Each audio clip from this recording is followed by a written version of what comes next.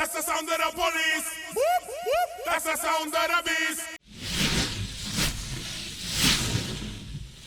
Let's have a look, see what we get in the box of the F7 Pockelite diffuser and grid. And here is the F7 Pockelite. You've got 204 LED lights in total on this, and 96 of those are the RGB LEDs. On the back, you can see that we've got RGB on there. We've got our input, which is DC, 5 volts, 15 volts, 2 amps. The battery is 7.6 volts with 3000 milliamps, 22.8 watts per hour. You do charge the device up using USB-C, and it actually supports Quick Charge 3 as well, so you can charge the F7 very quickly. And we have a few dials on this side, and we have a button at the top. We got an F with an up and a down, and we have a little brightness symbol as well, which can all be controlled on the side of the device. On the bottom we have the 1/4 inch thread, which allows us to mount this onto tripods. We get some stickers as well, so we've got lots of different things that we can do with this. For example, we can do a police car, ambulance, fire truck, lightning. So there's a lot of effects that we can do with this device. We get the user manual, which basically just gives you a quick guide on how to use the device. We get this little pouch as well, which allows you to carry the device around.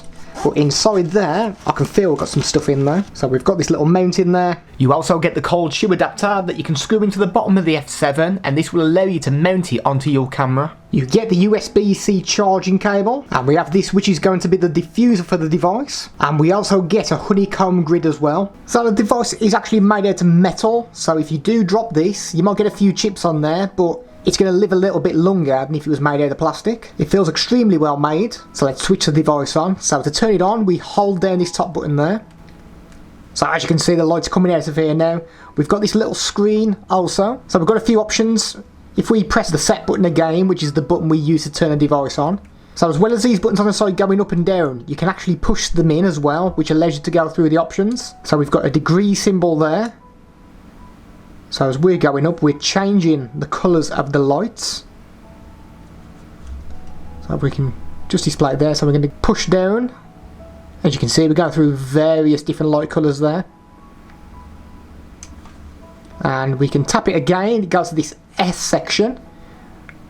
Once again, we can turn that up and down. So we've got ourselves a white light. If we knock that back up to 100, we go back to the purple colour. Press it again, and that is locked in there. We can't actually change any settings there. Apart from, if we grab a hold of this dial at the bottom there and move that down, we can change the intensity of the lights. So we can go all the way down to 0, and all the way up to 100. It seems very fluent as well as you go up and down. So if we go from that option, we've also got a scene option. At the moment we're set as off. If we knock this dial up, we have got a little police car there, so we've got police lights going on at the moment. If we knock it up again, it's now turned into an ambulance, so we've got ambulance lights. Number 3, what is number 3? Let me go and get my little sticky paper. Right, so number 3 is a fire truck. Is that a picture of a fire truck? We'll go along with it. Okay, so number 3 is the fire truck. We've got a lightning scene as well. Number 5 is lightning 2, so there's a different lightning effect on there. Number 6 is HSI Demo, slow. So that looks like it's going through the RGB lighting. So we're currently on the purple. Yeah, so it's going through all the RGB colours. And that is in slow-mo. So the next one will be fast. So you can probably see there, that's going through the RGBs a lot quicker. We have a TV screen, so if you want to get yourself a scene where it looks as though you're watching a TV, number 8 is what you want. Number 9 is a candle. So the lights are slightly flickering there. Number 10 is paparazzi, so it's as though people are taking photographs. For number 11 we have the strobe lighting. Number 12 is a high and low beam bulb. So we had a bright light there. Yeah, so it goes from a low light to a bright light. 13 is a double flash. So we got this yellowy colour just flashing. Number 14 is a red flash. So you get the old red flashing light there. So it does 3 flashes, and it does like a multiple flash after that. Then goes back to 3 flashes. Number 15 is the same, but it's a green flash. 16 is a blue flash. Number 17 is party 1. So we're having a party now. Number 18 is party 2. So it just goes through the different lightings. 19 is breathing white. So it's a breathing light effect. And number 20 is the Rgb Strobe. So we've got to have a strobe light going there with the RGBs.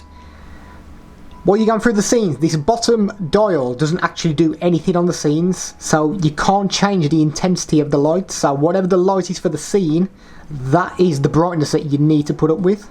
If we press set again, let's go back to our original settings. So we got CCT, so that's the temperature of the lighting.